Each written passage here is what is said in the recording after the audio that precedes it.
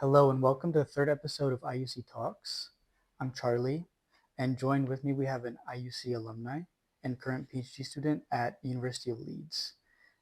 Here with me is Dash Anderson. He teaches and studies urbanization and rurality and the differences therein. So Dash, to start, how do you reconcile the differences between economics and geography as disciplines? Um, it's a very interesting question. Economics is unique in a lot of ways, I believe. And it's unique not just in methodology, but it's also unique in history and the political context within which um, modern day economics sort of came into play was very much a way of sort of um, offering a scientific perspective on capitalism that portrayed the sort of harmonious relationship between workers and between capitalists. And the reality is that was in response to this more radical perspective that was more interested in capitalism and class conflict between workers and capitalists. In that sense, the science of economics has always been deeply political before mainstream economics was a thing and after mainstream economics was a thing. And when I say political, I mean it's deeply political within its own methodology, within its own methods of analysis, and within its own assumptions. So geography, I don't know as much about the history of geography, but what I do know is that economics as a discipline very much is not, well, I should say economics in the mainstream sense, is very much can introduce geographical concepts within it, but the problem is that those concepts are not introduced geographically themselves as concepts. So, to give you an example, something like rural urban wage differentials, which is what I study within economics, the way to study rural urban wage differentials would be to basically explain urban work and rural work based off of characteristics that can be understood in a more concrete way. So that is to say that, for instance, rural workers might be more agricultural, rural workers might have a different density in labor market, and so on. Urban workers might be more industrial or financial. And because of that, the difference between something rural and urban is reduced to a difference between skill or a difference between sector or a difference between, whatever it is, a difference between density or mobility. And of course, these things are important. So but the concept itself does have, based off of the method, does actually reduce how we can understand them to sort of characterizations of broader concepts. So there is a role somewhere, I believe, in economics. A bit. I'm not a mainstream economist myself, but I think that there is something that economics can tell us. That being said, it does have to be under sort of considerable and constant scrutiny, I believe, because otherwise there's nothing that is inherently geographical about this type of science. You'd have to introduce geography in a variety of ways in order to make this geographical, which is sort of beside the point, rather is before mainstream economics. In Karl Marx's work, in David Ricardo's work, even in Adam Smith's work, geography was implied within the understanding of capitalism and within the understanding of things like wages and profit and distribution, rather than something that was addressed after the fact through a methodology that limited that. So I hope that's helpful. Yeah, I think it answers the question. So you think economics needs geography almost as much as geography needs economics. I think so. I think that economics needs geography because um, it is not inherently, especially mainstream economics, is not Mhm. inherently something that is geographical. It reduces, like I said, these differences in histories and these differences in cultures to very simple differences that can be understood within that analytical Yeah. framework of mainstream economics. And geography also needs economics in the sense that geographers tend to treat things in a much more abstract level. Because of that, I do believe that geographers themselves could learn a lot from understanding in detail what wages are, what profits are, how they're, how value is created, how it's realized, because that would give them a lot more, geographers and geography as a discipline. It would give it a lot more substance as far as being able to explain things not just in abstract terms, but as concrete mechanisms that are embedded in the capitalist economy, Mhm. if that makes sense. Yeah. So then, what the heck is economic geography, and are you an economic geographer? I'm an economic geographer. I guess that by the current, in the current world of academia, I am an economic geographer, I guess. Um, but that's merely because I do a PhD in economics and I teach in geography. So I would say I'm more of a political economist myself. Okay. And political economy as a subject is geographical, right? Because political economy, going back to sort of classical political economy, geography is very much ingrained within what I said, within Marx's work and Ricardo's work and Smith's work.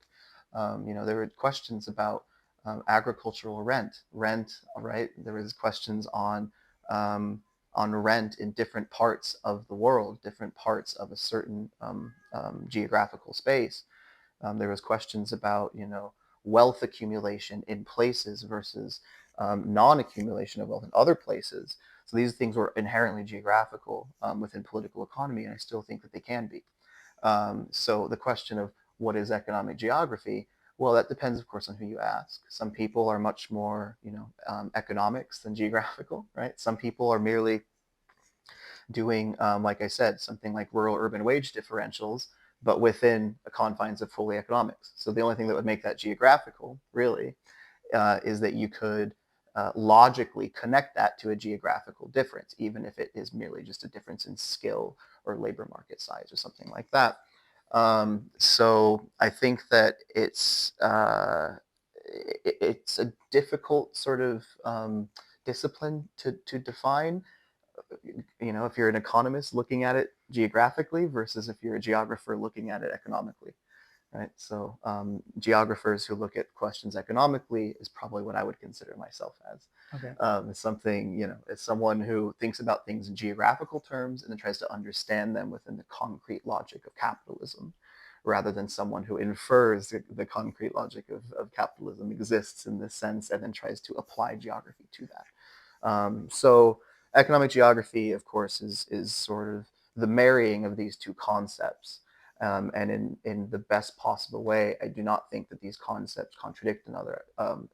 They contradict one another. I think that they actually really reinforce each other because economics is inherently geographical and always has been. And geography, especially since the rise of capitalism, can very much be understood within the capitalist mode of production. So I think that they go well together and they both sort of deserve each other in that way. Yeah. So then, which discipline or disciplines do you see yourself as a part of? Both. Okay. But that being said, I also consider myself. I also do some of my own work involves sociology.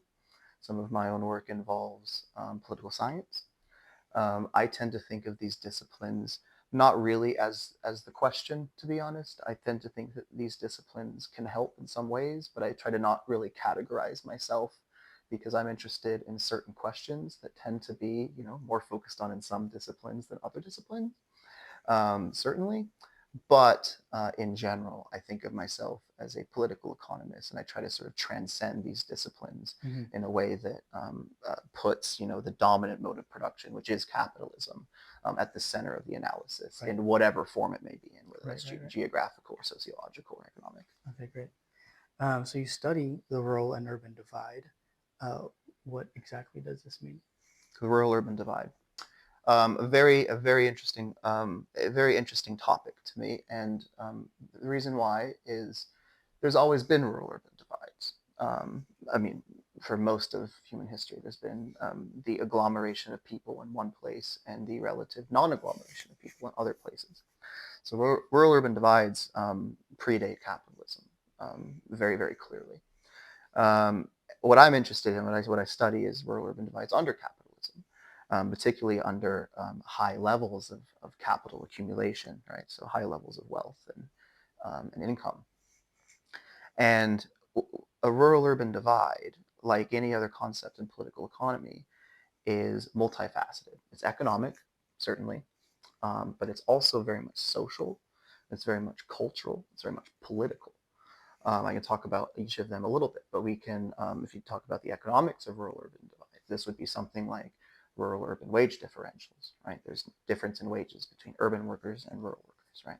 Maybe there's differences in benefits that are given to rural workers versus urban workers, right? Differences in labor unions that, bargain against low wages in rural areas and urban areas. This would be something that's economics.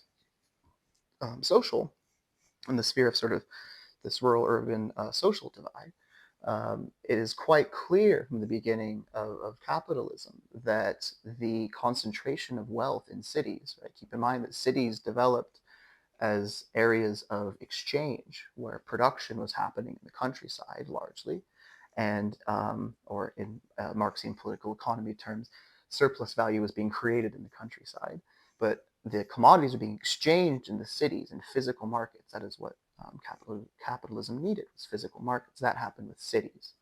So surplus value was realized, or was created in the countryside and realized in the cities. So from the very beginning, you have this rural-urban sort of economic dynamic that very quickly turns into a very notable social one as well, where the rural workers who had previously been producing for themselves, right, before capitalism, were now producing for a wage. Now then they had to buy their subsistence on the market. Not just that, though, they were producing good agricultural goods largely, right? Natural resources and so on, that were then consumed in the urban areas. That provided this alienation, right, that Marx talks about quite a bit, where immediately alienation has a spatial relation to it, right? Alienation is very much on rural-urban lines, where the process of alienation itself is a geographical concept. So that would be sort of something that's social, right? And this also is cultural.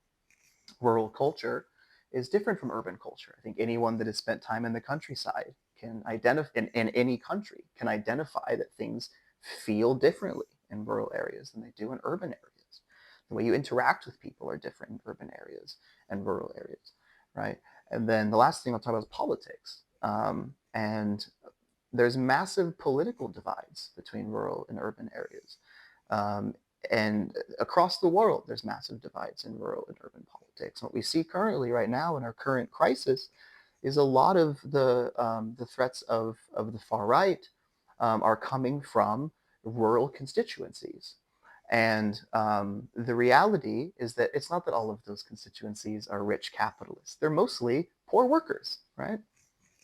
That is actually how I got interested in this concept of rural-urban divides, was to see what was happening in the U.S., where I'm from, but also to see what was happening in Europe, to see how things are happening a bit differently in other countries where rural constituencies are actually more progressive than their urban counterparts. That was always quite interesting, and it's a dynamic that continues to exist through capitalism in a variety of ways: the economic, social, cultural, and political. And it's something that I believe is very important for the future. Absolutely. Great answer. Thank you for thorough thorough explanation. Do you have a favorite example or personal anecdote to help us understand this divide The a little more rural-urban concretely? divide, Yeah. yes. Well, it's very interesting that you ask. I'm from a city, and I have friends, family who are from more rural areas, and so I've seen this divide sort of played out at times in my life. But what I'm thinking of actually is back in probably the 1970s. There was so my grandparents. Um, they thought of themselves sort of as in the 1960s and 1970s, sort of as hippies. Um, experimental, people, and they had long hair. And I'm not going to get into the politics of hippies or anything like that, but the point is that they saw themselves as progressive in that way. And what was quite interesting, what they've told me is that they were denied um, a hotel room in the rural US in Idaho because they had long hair. That's quite interesting. You might be thinking, what does this have to do with the rural urban divide? Well, very clearly, people assumed in rural Idaho that someone with long hair could be a hippie, and those people would most likely be urban, not rural. There was this idea, especially at that time, where they were not just told, right, to not, or they were not just denied an access to an hotel room. They were also told go back to whatever city you came from. Even think about rhetoric now, something like, "Oh, the city boy said this," right? Mm-hmm. Oh, you know, oh, I bet that this is how it works in the cities, but this does not how it works out in the countryside, right? Yeah. You even think a lot about like film and like how many movies have we seen where there's a crime in a small town and the FBI from the city comes to a small town Right. and they're the investigator and they're met with hostility among the rural people who said, you don't understand what it's like to be in a rural Mm-hmm. place. You're a city person. We want to solve this internally. So that would be sort of an example for my grandparents that I think sort of encapsulate this. Even as simple as wearing certain types of clothing can suggest that you were a city person or a rural person. You look at something like Carhartt and how that's changed Yeah. 20 years ago. Yep. I mean, we both grew up in the U.S., right? So 20 years ago or 15 years ago, Carhartt was a very rural brand. It's a very rural working class brand. Now you see Carhartt all across if you were wearing Carhartt back in the day, you were considered a rural person, right?